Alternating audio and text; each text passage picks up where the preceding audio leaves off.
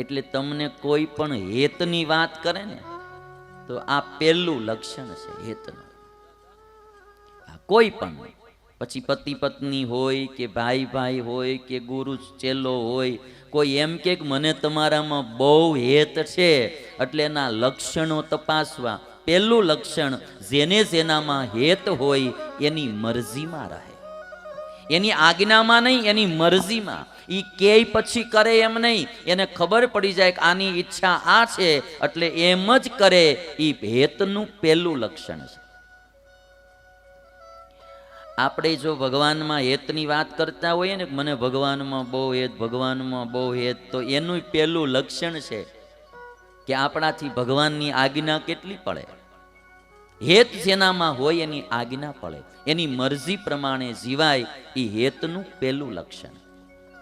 હેતનું બીજું લક્ષણ છે કે જેનામાં હેત હોય એના માટે જે કંઈ સમર્પણ કરવું ઘટે એ સમર્પણ કરી શકે. આ હેતનું બીજું લક્ષણ છે. અને હેતનું ત્રીજું લક્ષણ, જેનામાં હેત હોય ને એનો કોઈ દી અભાવ ન આવે. એ ગમે એમ કરે પણ એનો કોઈ દી અભાવ ન આવે. તમે જો છોકરો હોય નાનો, એની માને એ છોકરામાં હેત હોય, એ છોકરો ચીણોટિયા ભરે, માથે ચડી જાય, ગમે એમ કરે છોકરો, પણ કોઈ દી છોકરાનો માને અભાવ ન આવે.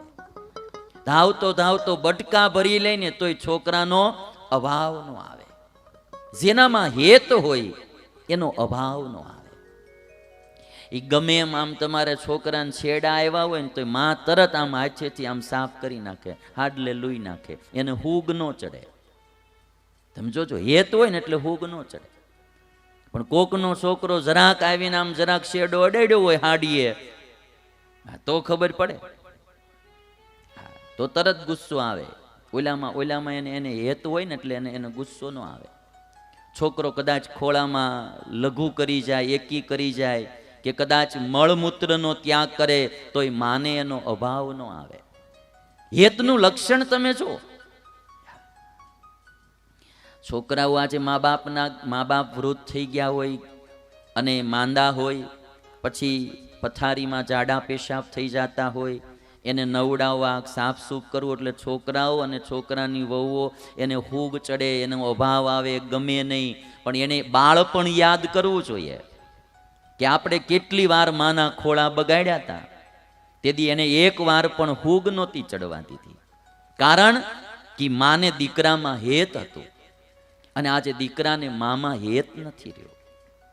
આ બહુ તમને પ્રેક્ટિકલી વાત કરું છું. માને કોઈ દી એના છોકરાનો, એ ગમે એવો માંદો પડ્યો હોય તો માં બધી દેખભાળ કરે, એને સાફ કરવો, એના કપડાં ધોવા. ગામડાઓમાં તમે બધું જોયું હશે, કેટલું કેટલું માં કરે. બાકી કોકનું હોય ને છોકરું તો અહીંયા તરત હુગ ચડે. ભાઈ, હું સ્વામી એકવાર પજરામણી ગયેલો એક સિટીમાં, તે એક ભાઈ એનો છોકરાનો છોકરો લાવ્યા. તે મને કે સ્વામી લ્યો ખોળામાં બેહાડો. તો હું આમાં બહુ ન પડું આવામાં, એટલે મને કે સ્વામી તમે આ છોકરાને ખોળામાં બેહાડો. એટલે આપણને ખબર હોય કે હવે આવડાને કંઈ સ્વીચું ન હોય, 100 મહિનાના વરદીના છોકરાઓને કંઈ સ્વીચું ન હોય. એટલે મેં કીધું આ ધંધો આપણે ન કરાય. એટલે મેં ના પાડી. મેં કીધું રહેવા દો ને. હવે મને કે પણ એક ફોટો પાડવો છે. મેં કીધું પણ તમે આમ તેડીને ઊભા રહ્યો, હું પડખે ઊભો રહું અને ફોટો. ના પણ કે અમારો છોકરો તમારા ખોળામાં ક્યાંથી કે. એટલે અમુકને પાછો બહુ આગ્રહ હોય ને, બહુ આગ્રહ કર્યો. તો પછી નો છૂટકે મેં કીધું કાંઈ નહીં, હવે આનો મનોરથ પૂરો કરીએ આપણે, બીજું હું. પછી મેં છોકરો ખોળામાં તેડ્યો. મેં કીધું ફોટો પાડી લ્યો. એટલે ફટાફટ એને ફોટો પાડી લો. ભગવાન મારી ભેગા હતા એટલે કાંઈ વાંધો ન આવ્યો. ફોટો પાડી લીધો એટલે મેં તરત કીધું, મેં લ્યો ભાઈ હવે તમારો દીકરો તેડી લ્યો. મેં એટલે જેવો એણે તેડ્યો અને આગળ પાછળ બેય છૂટી ગયું ભાઈ છોકરાને. સફારી પહેરેલી આ ભાઈ, સફારી છે. મેં મારી નજરે નિહાળી લ્યું તમે કહો. અને એ પછી આમ પીળું પીળું બધું સફારીમાં, કોટ ને પેન્ટ ને એ સોફો ને એ બધું ફ્લોરિંગ ને બધું તમારે ભાઈ રેલમ સેલ થઈ ગઈ. એટલે પાછા એ તેડી મને કે સ્વામી જરાક છોકરું મળ કરી ગયું. મેં કીધું થોડુંક નહીં, જાજુ થઈ ગયું, હવે લઈ જાઓ.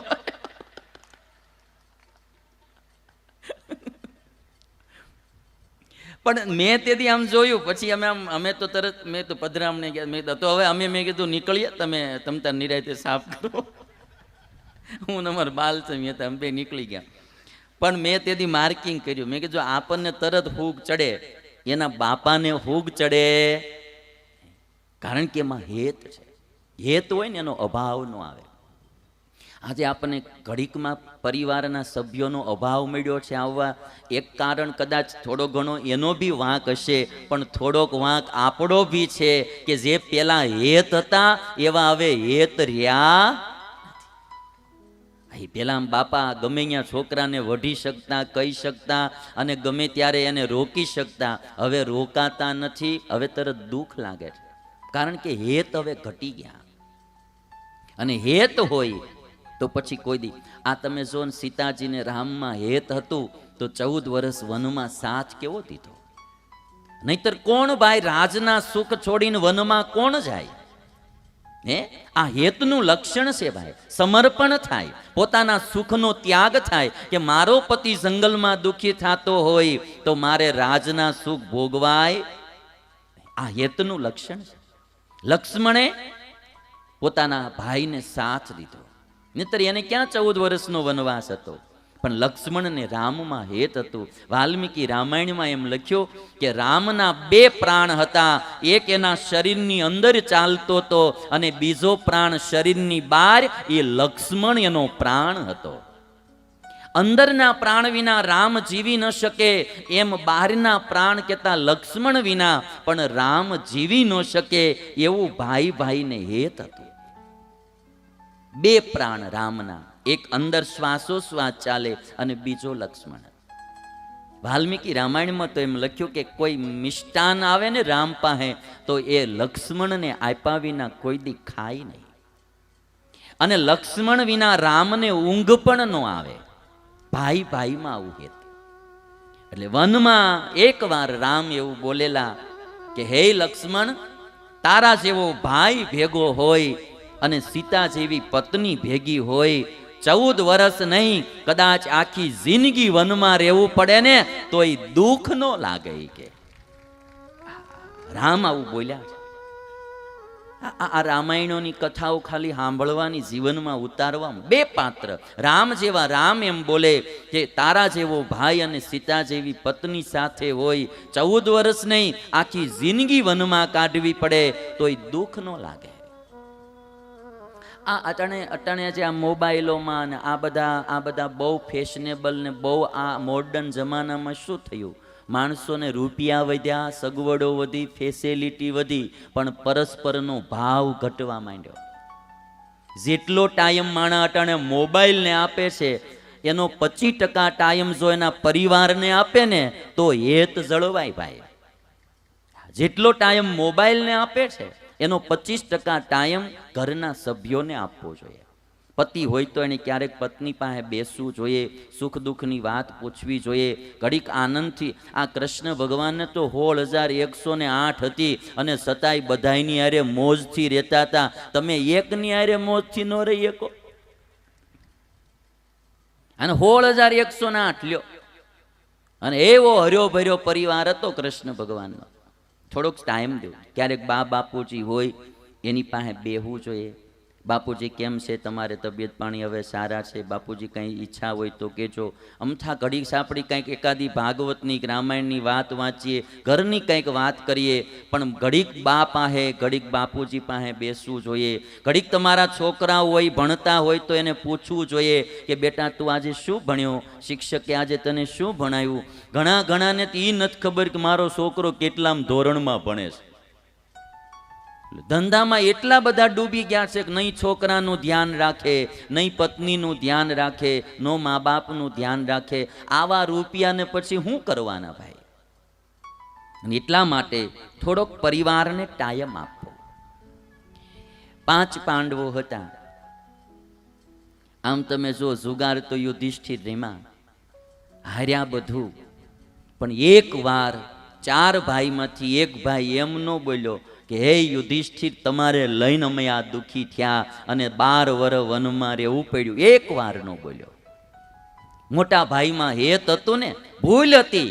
હેત હોય ને ભાઈ તો ભૂલ પણ સહન થાય, અને હેત ન હોય તો ન હોય એવી ભૂલ્યું બારી નીકળે.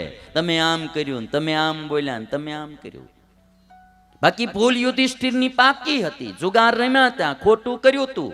પણ એક વાર 4 ભાઈ કે દ્રૌપદીમાંથી કોઈ બોલ્યા નહીં. આ હેતના લક્ષણો છે. અને 12 વર્ષનો વનવાસ પૂરો થયો, 13મું વર્ષ ગુપ્તવાસનું પૂરું થવા આવ્યું.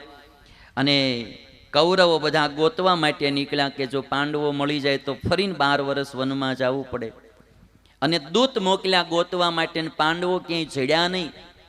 એટલે દૂત પાછા આવ્યા અને કહે છે કે પાંડવો જડતા નથી.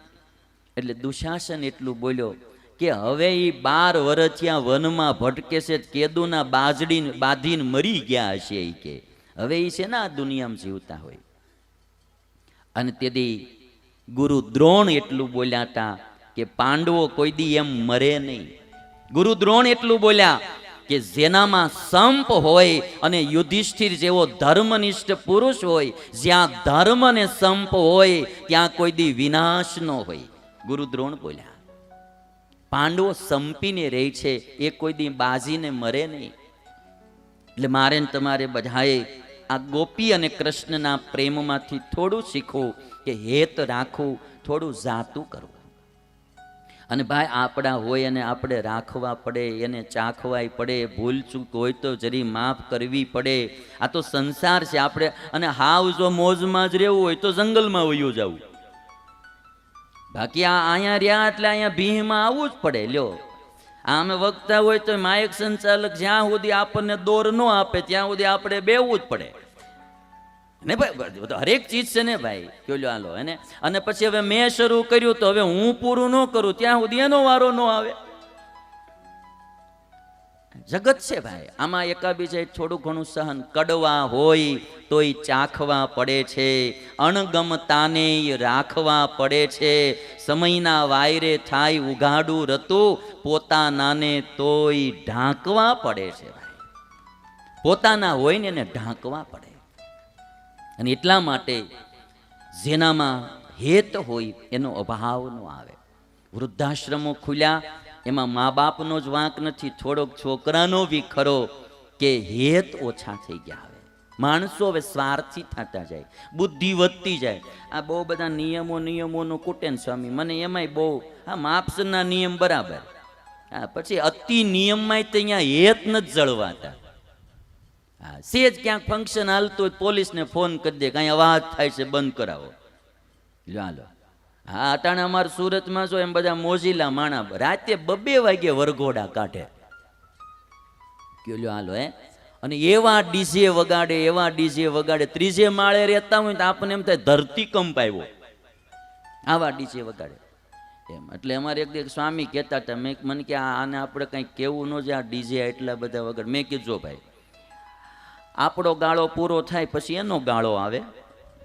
આપણે રાતે 12 વાગ્યા સુધી ડાયરા આંકી ઉડાઈ ક્યાં કઈ બોલે છે. એનું જરાક આવે, આપણે આમ જરાક હંકોરીને કાન આડામાં ઓઢીને હોઈ જાય, આગળ ઊંઘ આવી જાય પાછી.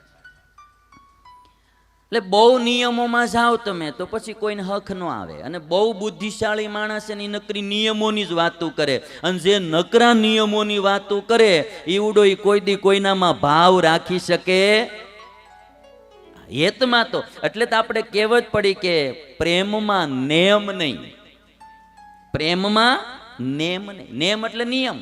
જ્યાં પ્રેમ હોય ત્યાં પછી નિયમ ન હોય. અમારે એક ભાઈ, એના નાના ભાઈને દેણું થઈ ગયેલું 70-80 લાખનું, ને એના મોટા ભાઈ બધું ભરી દીધું. ખબર પડી કે ભાઈ પ્રોબ્લેમમાં છે, મોટા ભાઈ બધું દેણું ભરી દીધું. અને કીધું કે જો હું આ તારે ઉછીના નથી દેતો, વ્યાજે નથી દેતો, આ પૈસાને તું ભૂલી જાય છે, આનું તું બિલકુલ ટેન્શન ન લેતો. હવે તારથી થાય ધંધો કરજે ને તારા 2 છોકરાને મારી ભેગા મોકલી દેજે. નિયમ પ્રમાણે જોવા જાવ નોખા થઈ ગયા અને 25 વર્ષ થયા હતા. નિયમ પ્રમાણે કાંઈ દેવાનું થાય નહીં, પણ જ્યાં પ્રેમ હોય ત્યાં પછી નેમ હોય. એટલે ગોપી અને કૃષ્ણના જીવનમાંથી આપણે શીખવું કે હેત એકાબીજાએ રાખવું ને જાતું કરવું.